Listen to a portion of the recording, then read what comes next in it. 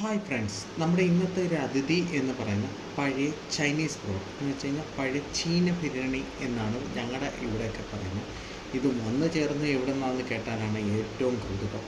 ഇത് കിട്ടിയത് ഒരു സ്ക്രാപ്പ് ഹൗസിൽ നിന്നാണ്. നമുക്കെപ്പോഴും സാധനങ്ങൾ കാർണോവോസ് ആൻറ്റിക് സ്റ്റുഡിയോയ്ക്കകത്തുള്ള 99.5% സ്ക്രാപ്പിൽ നിന്ന് വന്നാണ്. ആൻറ്റിക് മാസ്റ്റർ വന്നതിൻ്റെ ശേഷമാണ് എന്തെങ്കിലും ഒരു മൂല്യധനം കൊടുത്തെടുക്കുന്നത്.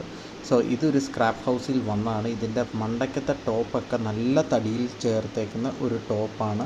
സോ നല്ല കാലപ്പഴക്കമുണ്ട്, ഫൈൻ കണ്ടീഷനാണ്, ഇതിനൊരു പ്രോബ്ലവും ഇല്ല. നമ്മുടെ കയ്യിൽ കാർണോവോസ് ആൻറ്റിക് സ്റ്റുഡിയോയിൽ തന്നെ ഏകദേശം 67 ഭരണികളുണ്ട്. നമ്മൾ വേൾഡ് റെക്കോർഡിന് വേണ്ടി ചെക്ക് ചെയ്തപ്പോൾ ഇത് 68ാമത്തെ ഒരു ചീന ഭരണിയാണ്. പല വെറൈറ്റി ഭരണികളും നമ്മുടെ കയ്യിലുണ്ട്.